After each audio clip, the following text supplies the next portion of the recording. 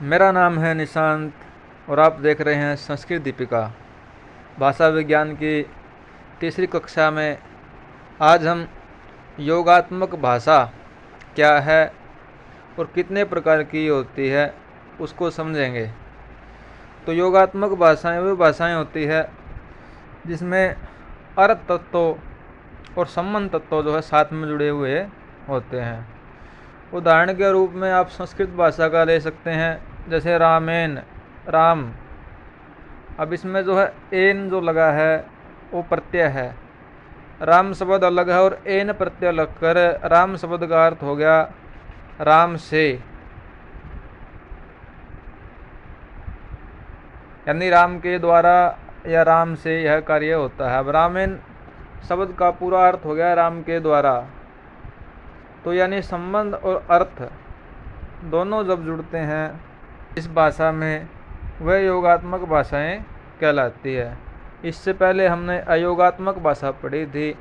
अयोगात्मक भाषा में शब्द जैसा है उसका वैसा ही अर्थ किया जाता था, उसमें कोई प्रत्यय नहीं जुड़ता था, बल्कि अयोगात्मक भाषाओं में शब्दों के साथ जो है निपात आदि लग करके तब वाक्य बनता था। लेकिन यहाँ पर शब्द के साथ प्रत्यय जुड़कर ही वाक्य का निर्माण होगा। ये बेसिक अंतर जो है दोनों भाषाओं में हमें देखने को मिलता है। आइए अब इसे विस्तार से समझें। अब योगात्मक भाषाओं को जो है 3 प्रकार से वर्गीकृत किया गया है। पहला जो वर्गीकरण है अश्लिष्ट, दूसरा जो है श्लिष्ट और तीसरा प्रश्लिष्ट। श्लिष्ट का मतलब होता है चिपका हुआ। अब श्लिष्ट में ए जोड़ने से इसका अर्थ हो गया कि वह शब्द जिसमें प्रत्यय जो है बहुत थोड़े चिपके हुए होते हैं। चावल में जिस प्रकार तिल, यानी दोनों को जो है पे अलग अलग देख सकते हैं। तो अश्लिष्ट भाषाएं वे भाषाएं हैं जिनमें प्रत्यय चावल और तिल की तरह जो है बहुत कम मात्रा में, मतलब साफ साफ जो है पता लगता है कि किस प्रकार जुड़े हुए हैं। तो वे जो है अश्लिष्ट भाषाएं हैं। उदाहरण से समझते हैं। अब अश्लिष्ट भाषा को भी जो है 4 रूपों में वर्गीकृत किया गया है।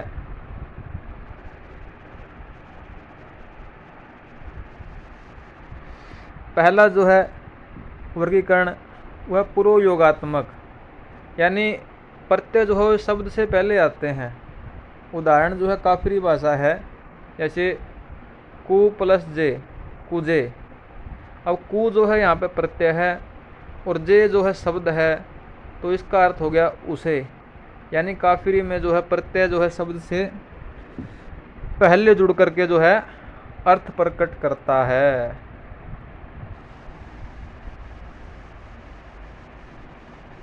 दूसरा जो है मध्य योगात्मक है।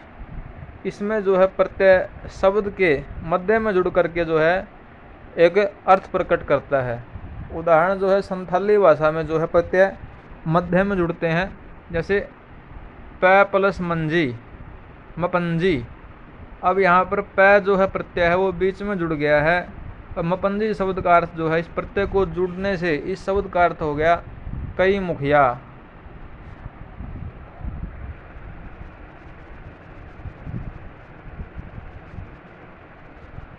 दो और उदाहरण है अंत योगात्मक, यानी जिसमें प्रत्यय अंत में जुड़े।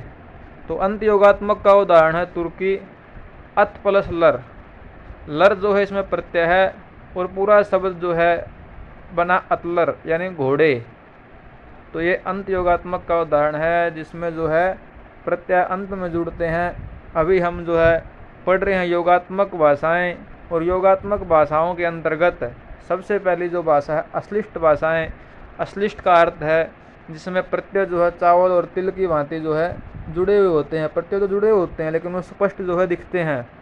और उसमें जो है अभी तक 3 उदाहरण पढ़े अपन ने, पूर्व योगात्मक, मध्य और अंत योगात्मक। पूर्व में जो है प्रत्यय शब्द से पहले, मध्य में जो है बीच में, और अंत में जो है शब्द के बाद प्रत्यय जुड़ता है।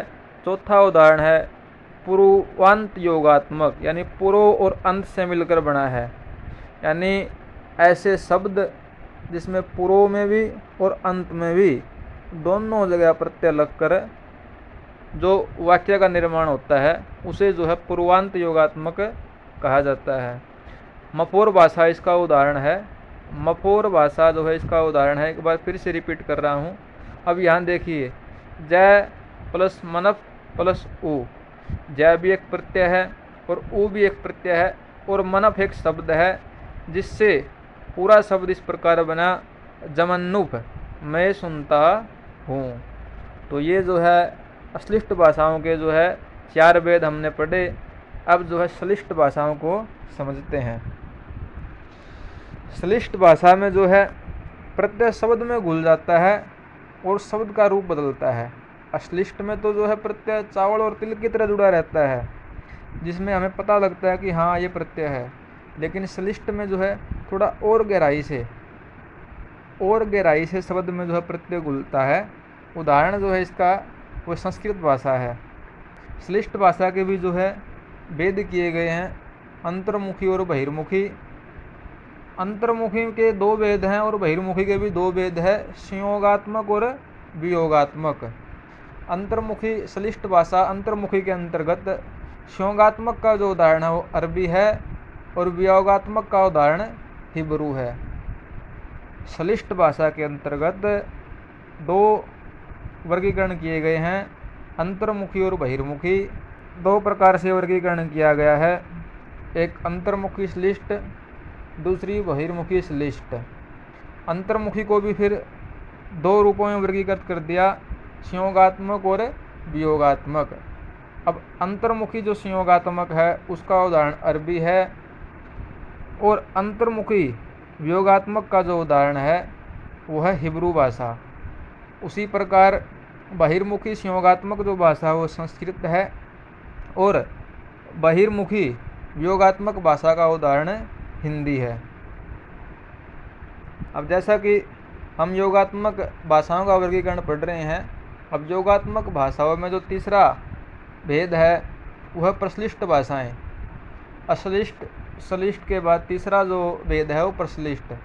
इसमें पूर्व के जो दोनों भेद है उनके मुकाबले प्रत्यय बिल्कुल गहराई से चिपके हुए होते हैं और पूरा वाक्य जो है एक शब्द में मिल जाता है, यानी प्रत्यय और शब्द अलग नहीं दिखते और प्रत्यय इस प्रकार से चिपक जाते हैं कि एक शब्द से ही जो है पूरा वाक्य बन जाता है।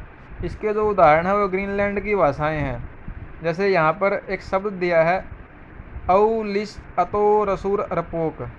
यह एक ही शब्द है लेकिन इससे पूरा वाक्य बन गया है, वह मछली पकड़ने जल्दी गया। अब जो है ये इतना घुला मिला शब्द है कि इसमें कहाँ प्रत्यय जुड़ा हुआ है ये पहचान करना बड़ा मुश्किल हो जाता है, यानी इसलिए इसे प्रश्लिष्ट हम कहते हैं।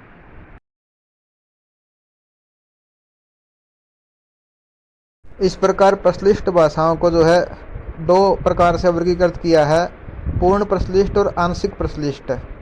पूर्ण प्रश्लिष्ट में ग्रीनलैंड की भाषाएं उदाहरण रूप में देनी है आपने, और आंशिक प्रश्लिष्ट का उदाहरण जो है वो बास्क भाषा है।